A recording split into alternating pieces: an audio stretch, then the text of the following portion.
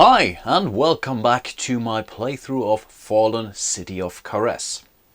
The first episode went pretty smooth, it seems. For once I was able to increase the level of Karez to a town, so from a village to a town, which is good because it opened up a whole lot of additional buildings. One thing I did wrong, unfortunately, was in respect to this adventure here, the ruins. I sent 3 heroes, but that's not allowed because the dungeon or the adventure only shows 2 valor cubes, so I could have only sent 2 heroes. I think things got balanced out kind of because I lost one of my heroes, so I will not go back and repair this, but of course I will play it right as of now.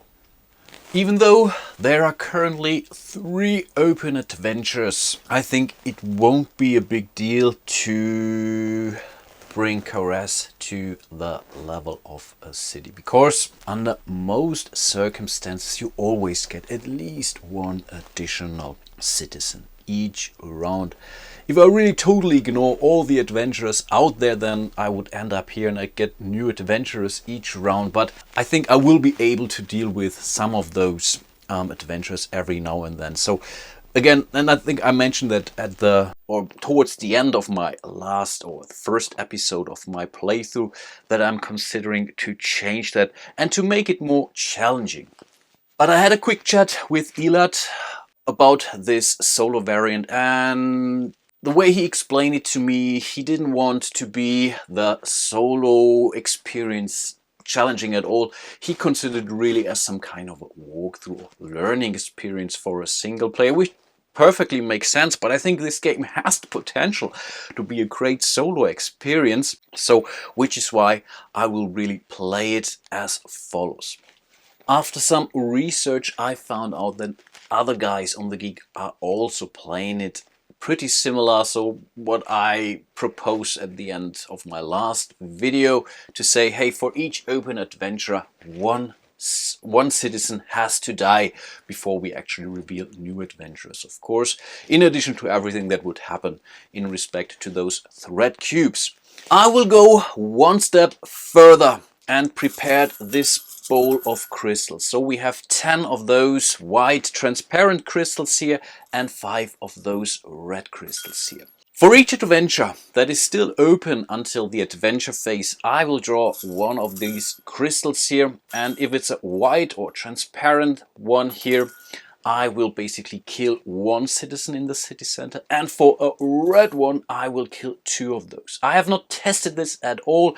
This might be way too hard or still too easy, but I think this mechanic offers you some granularity or some options in how difficult you want this game to be. For example, you could also put in some green crystals here to say when you draw green crystals you don't have to kill any citizen, or we can go for a black one or whatnot and say if you draw this then 3 of your citizens have to die. So this is what I will try, and maybe it will work out for me. Okay, let's get started with our new round, so round number 2. And I think the first thing I will do is to place one of the citizens here to the marketplace in order to have them produce an instant here. Elad is also working on a revised version of the rules right now, and the way how I understand it, those action spaces are not meant to be equipped with those skill tokens. It didn't make sense to me when I read it, and I think all of the revised rules or the rules write-ups mention that you also have to place a guild token here as well, but this never made sense for me because you produce this and then someone else would directly buy it from you. This doesn't make sense. You would lose whatever a citizen, you would lose a guild token, and then the next turn someone could immediately buy this one right under your nose. So this doesn't really make sense. So this is how I will play it. For those production spaces here, I will just assign the proper worker here, so whatever, a citizen or an adventurer, and then I will be allowed in the activation phase to put a card next to it. With my next action, I think I will buy this storyteller here. So I have to pay 2 gold, that's printed here, and then I have to put my guild token on it. This guild token is now lost until the bitter end of this game, so I'm basically losing one potential action. But this is pretty cool because I can send a citizen and an adventurer here to gain one of those valor cubes, and those valor cubes can later help me to get those health points upgrades, basically those level ups for my heroes. So for 1 gold and 1 valor cube I gain one of those additional upgrades here, which is really helpful. I can use it right away. I could also consider buying it, whatever, but right now I think I will keep it as it is. So I might consider using it, but first of all I think I want to produce another hero. So let's send 1 adventurer there, 1 gold. I get this gold back by the end of the activation phase. I still need some money here, so I will send 2 citizens, and here I have to put my guild token next to it. I believe I still need some more cash, even though this means I have to bring or lock an additional guild token, but I really need some cash. So I will trade those in for 2 pieces of gold. Let's build an additional item. And I guess with the last 2 guild tokens, yeah, I will go here to the mines and here to the old cellar.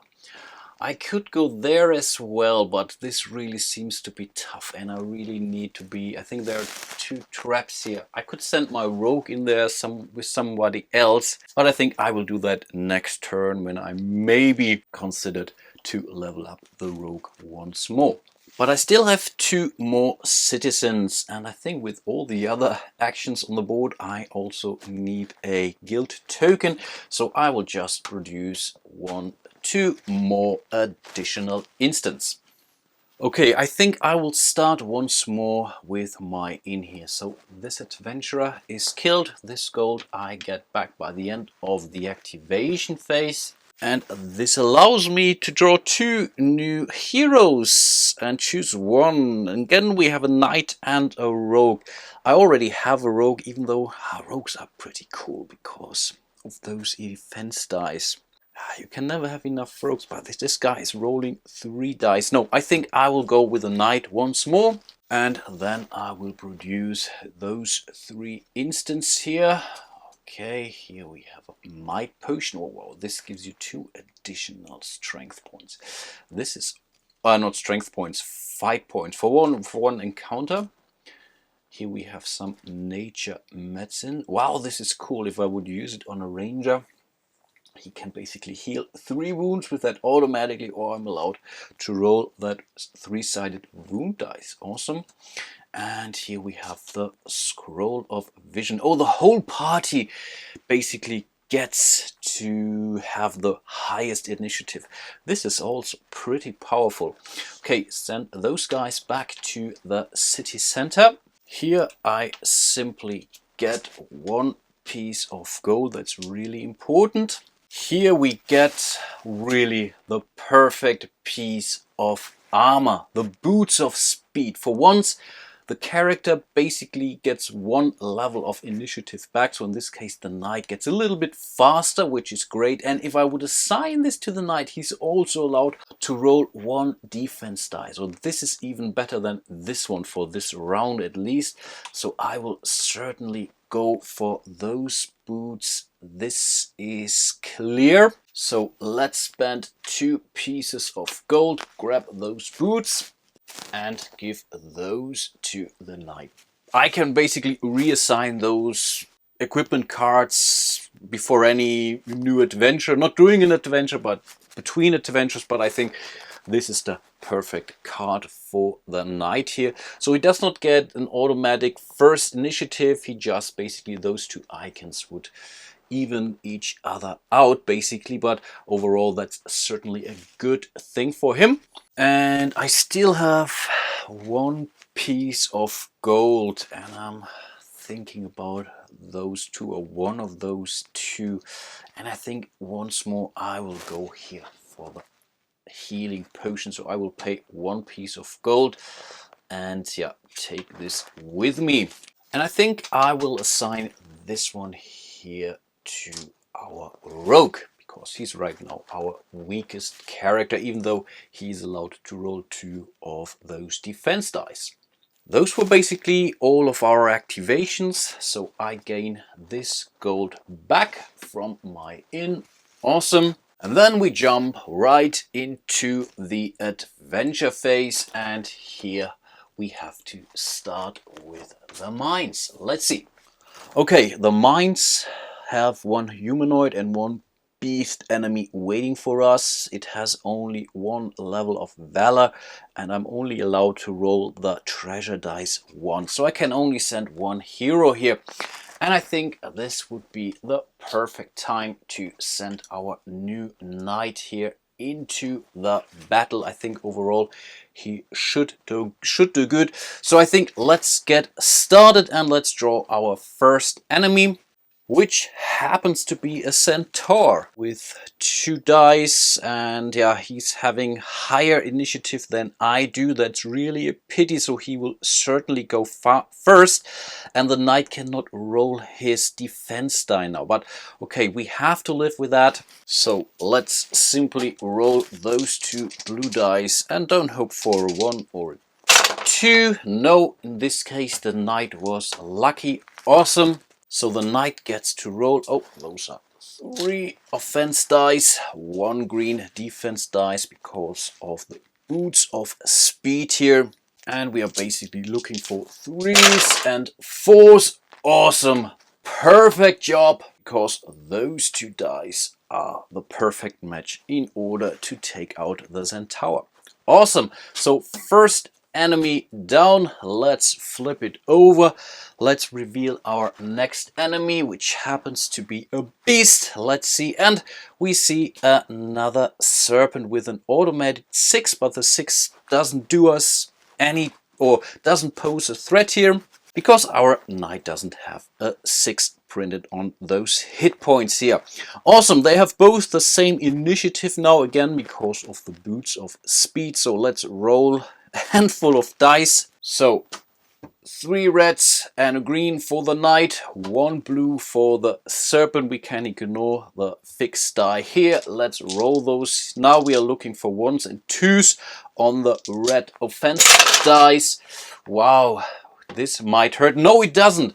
This is our defense die. The defense die will block this die. This was awesome. This die from the knight is a hit.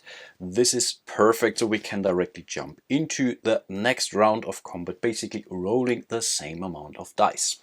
So again, 3 red and a green for the knight, 1 blue for the serpent. We are looking for a 2 on the red dice, and yeah, we are lucky the serpent doesn't hit us, because the knight simply doesn't have the 5 printed down there, but the 2 is enough to take out that serpent, and this also means we have cleaned the mines. Awesome, so this threat cube is removed, therefore we gain 1 Weller cube, and we are still allowed to roll the treasure dice once. Okay, let's see. Oh, awesome. These are 2 pieces of gold. We can definitely use those. This was really a very, very good raid from the knight. We didn't send someone to the pyramid, but I'm pretty sure I will do that during the next turn, so we can directly jump into the next adventure, the old cellar there. So let's have a look at this card. Again, we are only allowed to send 1 hero here. We would get 1 Valor Cube and 1 roll on the treasure die. We have 2 traps and 1 undead creature here. So this is kind of tricky. So I could now think of sending the knight or the rogue, but traps are really mean. So I need a character with a lot of defense dice. So I think I will send the rogue here to the old cellar. Thematically, that does make sense. He also brings a good initiative with him. And yeah, the first enemy or the first encounter would be a trap. And here we see a trapdoor with an automatic 2, but the 2 doesn't affect the rogue, which is cool. So we simply roll basically the green dice here for the rogue and the 2 blue dice for the trapdoor. Okay, in this case we have 2 blue dice from the trap, 2 green dice from our defense pool, and in the case of a trap the initiative doesn't really matter here, so you just roll all the defense dice that you have available, and yeah, you roll basically the attack dice of the encounter card. In this case, yeah, this isn't a problem at all, because those 2 ones won't affect the rogue here, because yeah, you see it for yourself, and I think he just jumps over this trapdoor one before it opens, so he basically knew what was coming. So this was already the first adventure. Next would be an undead monster. This can be a problem for the rogue. Let's see what we have. Wow, that's a werewolf. Good thing is the automatic hit here doesn't do us, or doesn't pose a danger here, but he also has 3 health points. This is really tough, but good thing is we have the medicine with us, which allows us to heal, so I will certainly go for it. We will go first, that's also good news. So let's roll our dice, 2 defense dice, 2 attack dice, because we leveled up, which is good news. Okay. Oh, this is actually a very, very good result, because those 2 dice actually, yeah, hit the werewolf. Awesome. So that's a 6 and a 3. So we are looking for a 5. Unfortunately, now it's the turn of the werewolf, and those 2 defense dice doesn't do us any good. Yeah, you see it for yourself here. So we just have to wait and see what this guy rolls.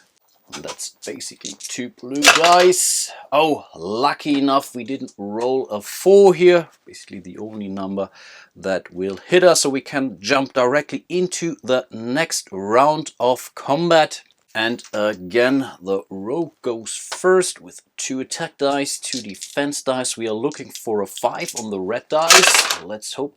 This was a pity, but this time the defense die actually protected us. This was an awesome result. Unfortunately, we were not able to get rid of the werewolf right away. This guy now hits back with 2 blue dice. So let's see what he rolls. He theoretically hit the rogue, but luckily he was able to defend himself. So this die is simply removed, and then we enter the next round of combat.